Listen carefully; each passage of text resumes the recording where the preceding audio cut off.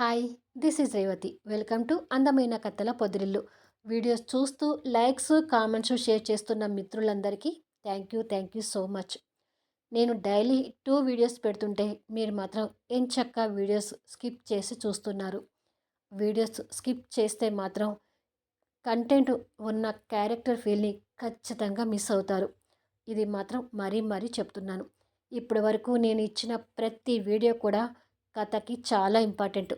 మీరు అంటున్నారు lag, bore అని. కానీ ఇందులో ఎటువంటి ల్యాగు లేదు, బోరు లేదు. ప్రతి సీను, ప్రతి వీడియో కూడా కథకి చాలా ఇంపార్టెంట్. ఇక కథలోకి వెళ్తే తొలి ముద్దు ఎపిసోడ్ నెంబర్ 63. స్వప్న ఆటో అతనికి డబ్బులిచ్చి ఇంటి లోపలికి చూసేసరికి షూట్ డైరెక్ట్ చేస్తూ ముందు ఫనీని స్వప్న కంట పడతాడు.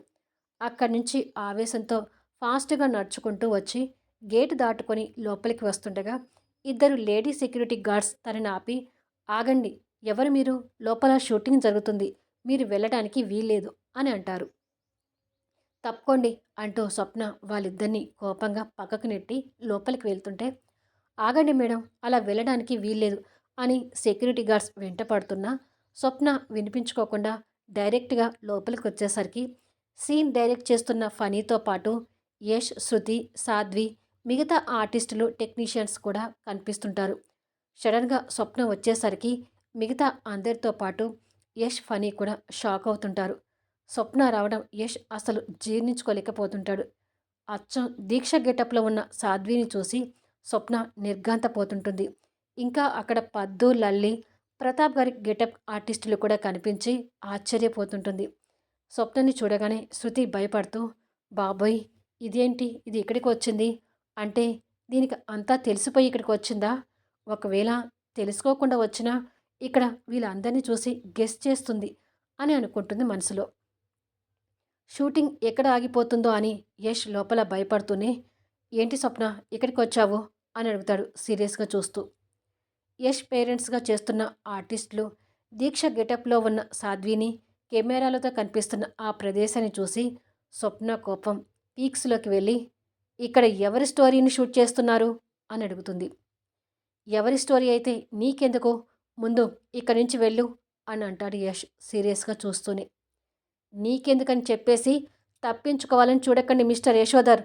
మా అక్క గెటప్తో ఈ హీరోయిన్ ఉందంటే ఇక్కడ మా అక్క గురించి సినిమా తీస్తున్నారని అర్థమవుతుంది. ఎవరిని అడిగి మా అక్క స్టోరీని సినిమాగా తీస్తున్నారు అని అడుగుతుంది. స్వప్న అడిగేదానికి ఈ ముగ్గురికి ఏ సమాధానం చెప్పాలో తెలియక అయోమయంలో ఉంటారు. నేను అడిగిన దానికి సమాధానం చెప్పండి యశోధర్. మా అక్క పర్మిషన్ లేకుండా తన స్టోరీని మీరు ఎలా తీస్తారు అని అడుగుతుంది స్వప్న ఇంకా ఆవేశంగా చూస్తూ.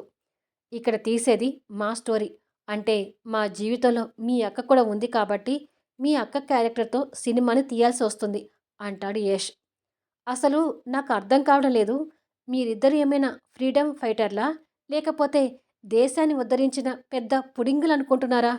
ఇద్దరు కలిసి ఏం ఉద్ధరించాలని మీ జీవితాన్ని సినిమాగా తీస్తున్నారు అని ఏలనగా అడుగుతుంది స్వప్న.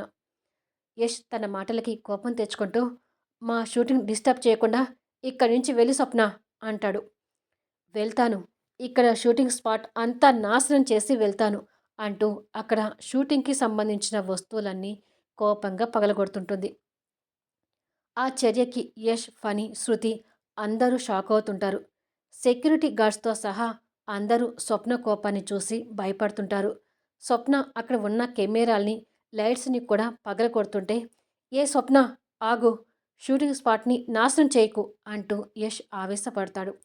కానీ స్వప్న వినకుండా కనపడిన వస్తువులన్నీ పగలగొడుతుంటుంది. అక్కడ ఉన్న డైనింగ్ టేబుల్ సెట్టింగ్ కూడా నాశనం చేస్తుంటుంది. తన ఆవేశం చూసి శృతి ఇంకా భయపడుతుంటుంది. షూటింగ్కి అడ్డంకులు కలుగుతుంటే ఫనీ కూడా నిర్ఘాంతపోతుంటాడు. కెమెరామ్యాన్, మేకప్ మ్యాన్, మిగతా టెక్నీషియన్స్, ఆర్టిస్టులు కూడా స్వప్న చేస్తున్న దానికి భయపడి పక్కకి తప్పుకుంటారు. స్వప్న, చెప్పేది నీకే, ఏంటి ఇదంతా అని అంటాడు యష్ సీరియస్ అవుతూ. నేను చెప్పేది కూడా మీకే. మా అక్కని అవమానించడానికే ఈ సినిమాని తీస్తున్నారు. ఈ షూటింగ్ ఆపకపోతే మీ అంతు చూస్తాను అంటుంది అక్కడ ఉన్న కెమెరాలను పగలగొడుతూ. ఫనీ ముందుకొచ్చి, ఏ అమ్మాయి, ఏంటి మా అంతు చూసేది? అసలేంటి నీ దౌర్జన్యం? మా షూటింగ్ దగ్గరికి వచ్చి గొడవ చేస్తున్నావని నీ మీద పోలీస్ కంప్లైంట్ ఇవ్వమంటావా అంటూ ఫోజు కొడతాడు.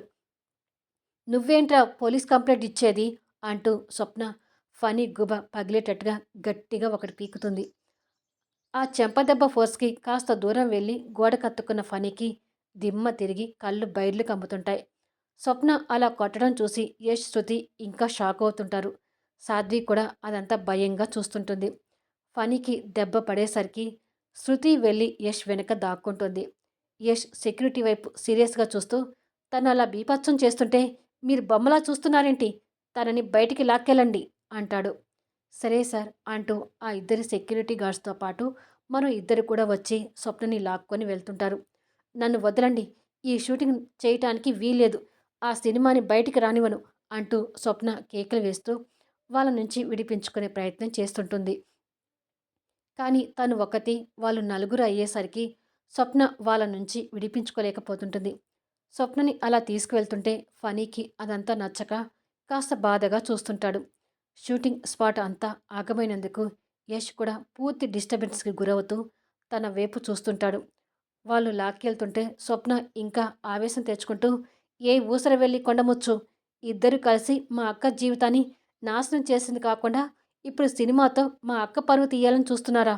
ఆ పేలాల మొహం వాడితో సహా మీరందరూ నాశనమైపోతారు, సర్వనాశనం అయిపోతారు. మా అక్క ఉసురు తగిలి మట్టి కొట్టుకుపోతారు. నా శాపాలు నిజంగానే మీ సినిమాకి మీకు తగులుతాయి. అసలు మా అక్క పర్మిషన్ లేకుండా ఆ సినిమాని ఎలా తీస్తారో నేను చూస్తాను అని స్వప్న ఆవేశంతో తిడుతూ ఉండగానే ఆ నలుగురు సెక్యూరిటీ గార్డ్స్ కలిసి స్వప్నని గేటు దాటి బయటికి నెట్టి గేటు వేస్తారు. రే కొండముచ్చు, నువ్వు ఇంకా సర్వనాశనం అయిపోతావు, మీ అందరి మీద పోలీస్ కంప్లైంట్ ఇస్తాను అంటూ స్వప్న కేకలు లోపలికి వినిపిస్తుంటాయి.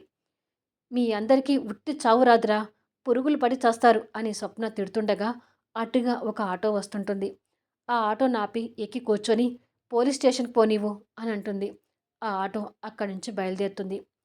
ఆ సంఘటనతో బాగా డిస్టర్బెన్స్ గురైన యష్ నుదురు రుద్దుకుంటూ అక్కడ ఉన్న చైర్లో కూలబడతాడు. స్వప్న రావటం, అలా గోల చేయటం, షూటింగ్ స్పాట్ని నాశనం చేయటం, ఇది ఏదీ కూడా యష్ భరించలేకపోతూ డిస్టర్బ్ అవుతున్నాడు. ఇప్పుడు ఏం చేద్దాం యష్ అని అడుగుతుంది శృతి యష్ పక్కన ఉన్న చైర్లో కూర్చుంటూ. యష్ నుదురు రుద్దుకుంటూ మన స్క్రిప్ట్ ప్రకారం ఎంతవరకు షూట్ అయిపోయింది ఫనీ అని అడుగుతాడు. 60%కి దగ్గరలో ఉన్నాం యష్. దీక్ష దగ్గర నుంచి పర్మిషన్ తీసుకోలేదు కాబట్టి దీక్ష చేత స్వప్న పోలీస్ కంప్లైంట్ ఇప్పిస్తే షూటింగ్ ఆపాల్సి వస్తుంది అంటాడు ఫనీ. నో, షూటింగ్ ఆగిపోవటానికి వీల్లేదు. ప్లీజ్ యష్, ఏదో ఒకటి చెయ్యి అంటుంది శృతి. యష్ కొన్ని క్షణాలు ఆలోచించి ప్రస్తుతానికి షూటింగ్కి ప్యాకప్ చెప్పు ఫనీ. నెక్స్ట్ షూటింగ్ ఎప్పుడు అనేది ఇన్ఫామ్ చేస్తామని టీంకి చెప్పు అని యష్ వెళ్తుంటాడు. నేను కూడా వస్తాను యష్ అని శృతి కూడా వెనుక వెళ్తుంటే నన్ను కాసేపు ఒంటరిగా ఉండనివ్వు శృతి, సాయంత్రం నీ ప్లాట్లో కలుద్దాం, బాయ్ అని చెప్పి బయటకొచ్చి కార్ తీసుకొని వెళ్ళిపోతాడు.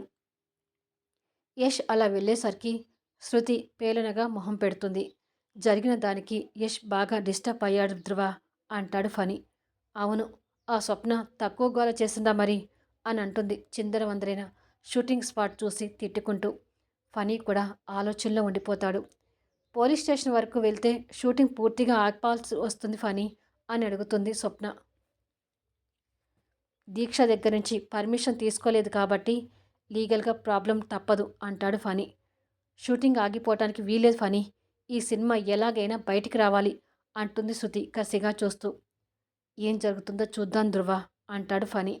స్వప్న ఆటోలో వెళ్తూనే ఆఫీస్లో ఉన్న దీక్షకి ఫోన్ చేస్తుంటుంది. స్నేహతో కలిసి వర్క్లో ఉన్న దీక్ష ఆ కాల్ చూసి స్వప్న ఇప్పుడు ఫోన్ చేస్తుందేంటి అని అనుకొని ఫోన్ లిఫ్ట్ చేసి ఏంటి స్వప్న అని అంటుంది. అక్క, నువ్వు ఆఫీస్ నుంచి త్వరగా పోలీస్ స్టేషన్కి వచ్చాయి అంటుంది. పోలీస్ స్టేషన్ అనగానే దీక్ష కంగారు పడుతూ స్నేహ దగ్గర నుండి పక్కకు వచ్చి ఏమైంది స్వప్న, పోలీస్ స్టేషన్ ఏంటి అని అడుగుతుంది. పుల్లమ్మ వచ్చి షూటింగ్ గురించి చెప్పడం, స్వప్న అక్కడికి వెళ్ళి గొడవ చేయడం అంతా దీక్షకు చెప్పి ఆ యష్ శృతి కలిసి నీ పరువు తీయాలని చూస్తున్నారక్క. మీ బెడ్రూమ్లో జరిగిన ఆ సందర్భాన్ని మూవీలో తీసి నీ పరువు తీయాలని వాళ్ళు మాట్లాడుకుంటూ ఉంటే పుల్లమ్మ విని వచ్చి చెప్పింది అంటూ జరిగిన విషయం చెప్తుంది. అది వింటున్న దీక్షకి హృదయం ముక్కలవుతూ, కళ్ళల్లో నీళ్లు ఏరులై పారుతూ, యష్ ముందు తను న్యూడ్‌గా కనిపించింది గుర్తు చేసుకుంటుంది. వీడియో మీద మీ అభిప్రాయాలు తెలుపుతూ లైక్స్ ఇవ్వండి. మళ్ళీ నెక్స్ట్ వీడియోలో కలుద్దాం.